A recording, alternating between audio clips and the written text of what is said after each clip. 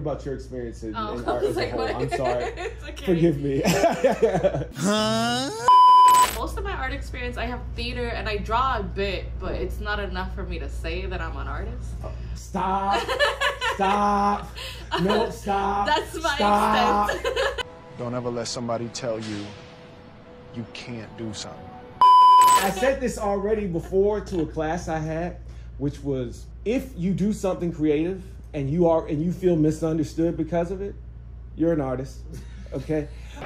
Okay. You know, they do say though, if you do what you love, you'll never work a day in your life. I found that's not quite true. You still have to put work, right? Yeah, I found that I do more work today than I ever did when I didn't work, right? You are technically correct. The best kind of correct. Goose flama. Goose flama. Oh my God, I think those moments are wonderful.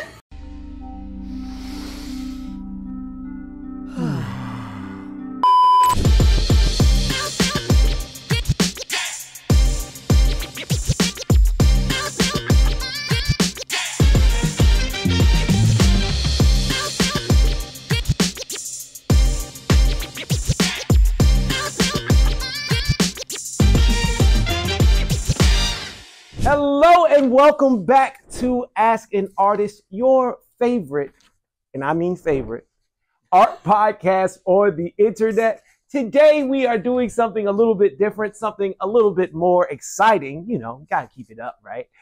We are joining one of my favorite businesses here in my city, Pembroke Pines, and I am going to introduce to you guys the great team of Hawaii Fluid Art. So I have with me Dimitri and I have Belle.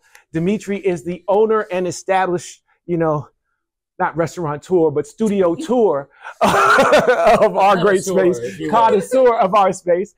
And of course, Belle is our teacher extraordinaire. Today, we're going to go ahead and ask a couple little questions, a couple different ones, you know, just about what it is to be an artist, how it feels to be an artist. And without further ado, let's just jump into this thing. Right? First question, as always, why art? Why not? First of all, it's fun. Mm-hmm. If I look at my previous career, it was work. Oh, it was work. It was okay. Mm-hmm. What did you do?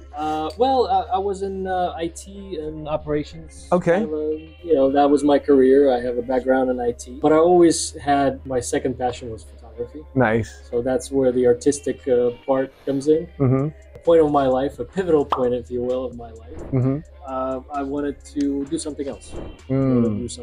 And decided not to get into business, but to have some fun. I get you on that one. You gotta love what you do. Otherwise, what are you doing, right? True that. You know, they do say though, if you do what you love, you'll never work a day in your life. I found that's not quite true. You still have to put work, right? Yeah, I found that I do more work today than I ever did when I didn't work, right? My thoughts exactly. How about you, Belle? Tell me about yourself. Why did you choose art? It was a different way to express yourself. You lose yourself in the art. I come almost in the same industry of him, where it's just the same mundane stuff over and over. And honestly, I don't want to get lost in an email. I want to get lost in paint. Ah. You know? So it's just preference and... Message! Go ahead. Received. Message! You know, it's like you said, if you find something you love, you never work a day in your life. And honestly, at this point, mental health-wise, completely. Yeah. I found out that it's true. Okay. So you guys, did you work together by chance? We did. Oh, wow. We did. A connection.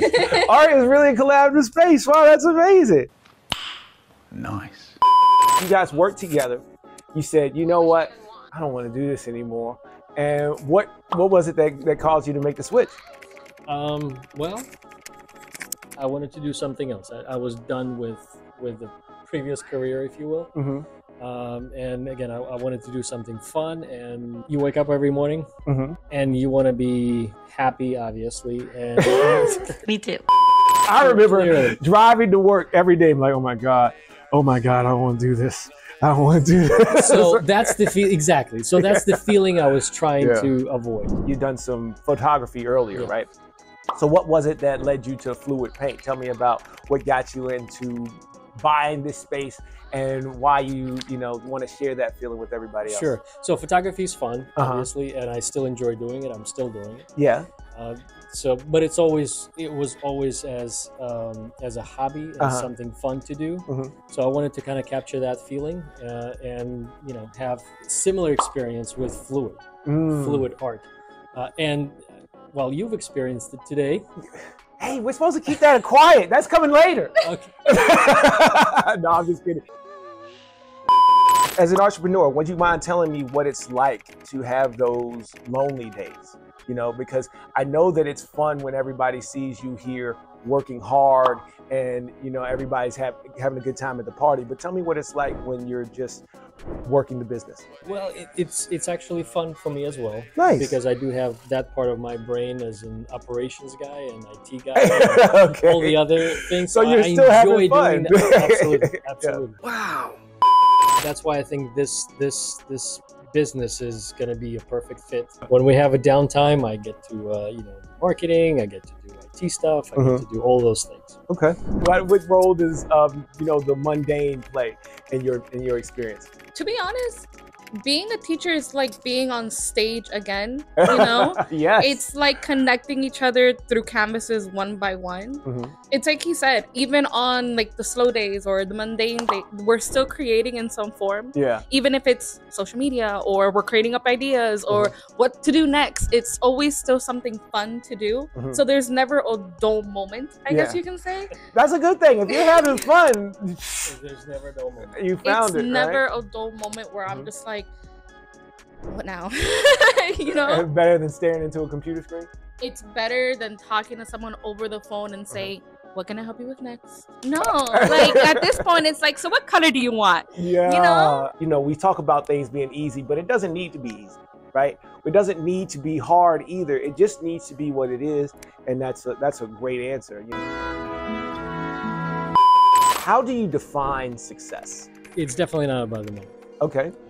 Money helps. Yeah, of course. Because it keeps the doors open. But it's not about the money. The joy for me is to have people walk in and from the point where they say, I have no artistic skill, I have no idea what I'm doing, I don't want to do this, to the point where they look at their creation and go, wow, I did that. Wow. I love it. It's great. How do you guys engage with your students here at Hawaii Fluid Art? I guess it's more of the chill vibes. You come in, you become a friend, you become family. Even if you're apprehensive, you don't know your skills, you don't have any skills, whatever it is, doubts, we always come in and say, start new, start fresh, get that canvas and actually experiment, see what you're actually able to do. And it's that vibe of, I'm going to get a connection from you. You're going to create something nice. And then you're going to remember us being like, actually, I was able to do something. It's not the experience, it's how it made you feel. That I love. That I absolutely love. Noise. You always think you need all this extra talent to get work done, right? Oh, the only way I can be a great artist is if I have talent. So, do you really need it? No. No. No. Talk that talk. Tell me. No, at all. As long as you love what you do, the joy that you find in it, as long as you're happy and it sparks something in you, what talent do you need? That's exactly what I'm saying. That's exactly what I'm saying. Yeah. Absolutely. How do you feel? Absolutely. There's no talent required for what we do, and that's part of what kind of dragged me into this business. It was voluntary. Kicking and screaming. Yeah, for sure. What did he say? But the beauty of it is you really do not require any talent or skill to create the masterpieces that we help you create. And to see that joy after they look at, hey, I did that. That's, for me, that's really why I'm here. I think that what you guys do is so cool because you're really, I don't want to say lowering the bar. That's not what I'm really getting at. Artists are the children who survive, right? And what happens is that at some point in your childhood, you find out, oh, I can't do that, so I must not be an artist. and I don't want to practice. And we get really humiliated and afraid of it, right? But what you guys do is it's a real service here. You're really making art available to people who would want art in their homes. But not only that, engage in the process of doing it, because we talked about it. It's therapy. You know, it makes you feel fulfilled in a way that you never really would have thought otherwise. And at the same time, you're like, what?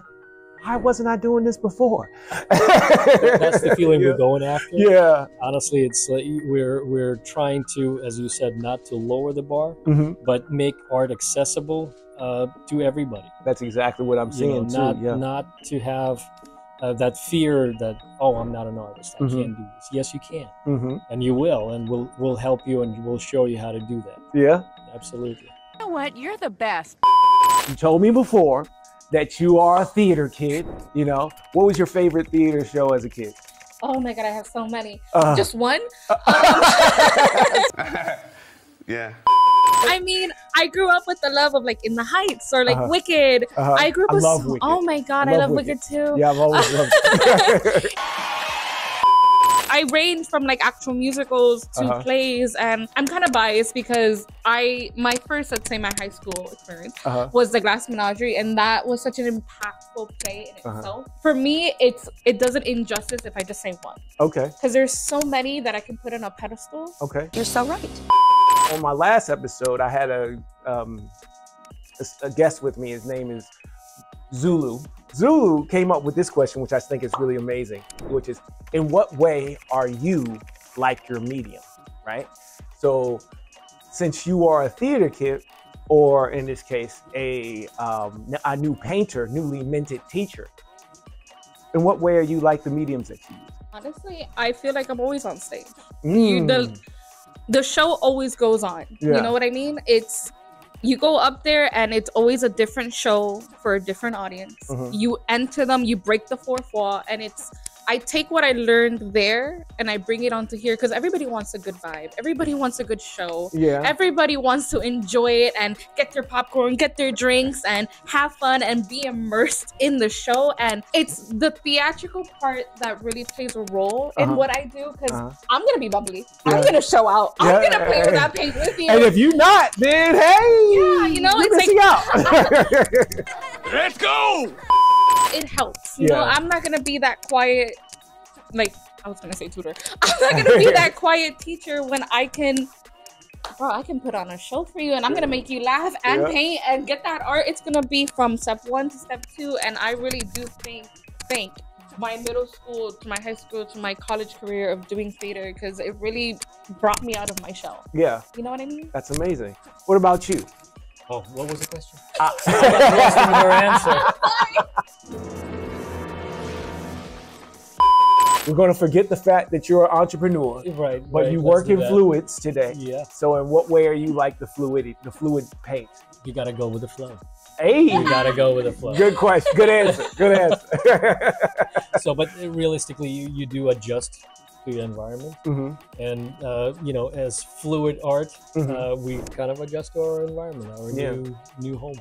Yeah. He just said we're doing the big ones. Hey, I get so lucky. Oh man. We don't get to play with large ones too often. Yeah.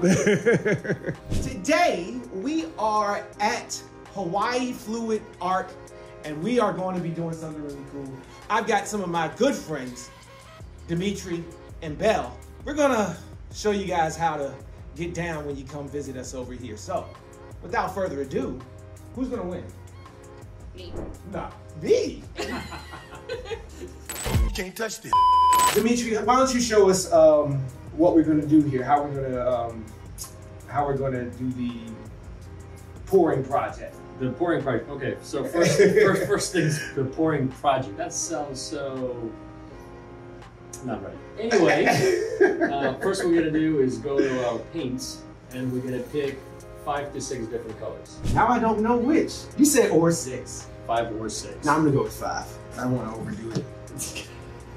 Or 6. That's 6. Okay, cool. Or 6. That's 6. Yeah. Okay, cool. It really is it's a science project then. It's a science project. It's one of those. Let's see what I'm gonna get. Let's see what I'm gonna get. So let's do it now. Yeah. The next step in the process, we're gonna layer the cup. Okay. And that's kind of what we do. What we found is the most interesting thing to do. Yeah. First, you layer the cup with all those colors in a certain way, and then you pour. Okay. If you look at the wall, there are different techniques.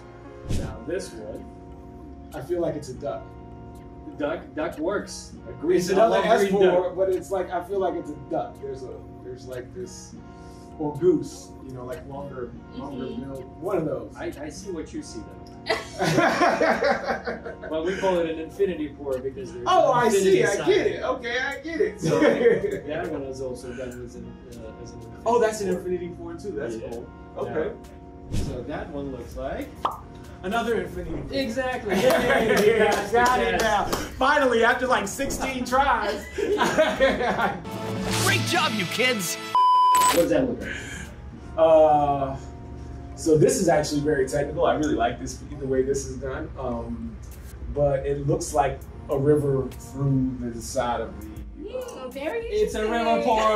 Okay, see, when I get really concrete and try to underthink this, well, I say underthink it. It's really I overthink everything. So I get it right. So it's a river pour. That's It's a river. beautiful. Ladies and gentlemen, it's a river pour. That's beautiful, though. Really. Wow. Well, I got a good lesson today. So now this one is fun. Oh, this one is beautiful. One of my favorites. Yeah. I'm not gonna torture you on what it looks like or what it's called. We call it Dutch pour. It's beautiful. It's a Dutch pour, and it's. You mind if I show the camera just real quick? We gotta look.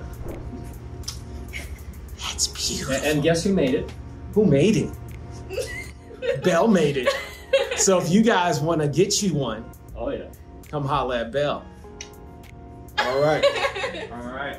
So this one is done with a little bit different technique. We pour lines on the canvas. We don't layer the cup. And then we use a hairdryer out of all things to create those effects. All right. So I'm gonna start over here. Dimitri's gonna be here in the middle, and Belle, since she's the pro. Well, why don't we put her in the middle? What? Oh, I like it. I like it. Yeah, Complete Belle's her. the pro. I'm cheating. I'm cheating. Straight up, I'm cheating. It's about damn time.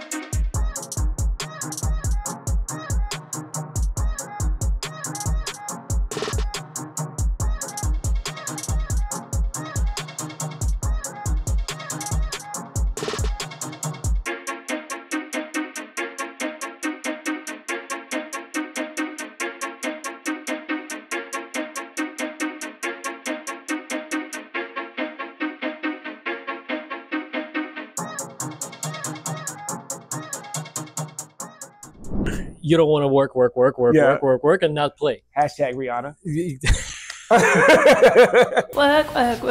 Work. See me if you work. Fear is not a good reason Not to do it. I was afraid he was going to slap my hand. See?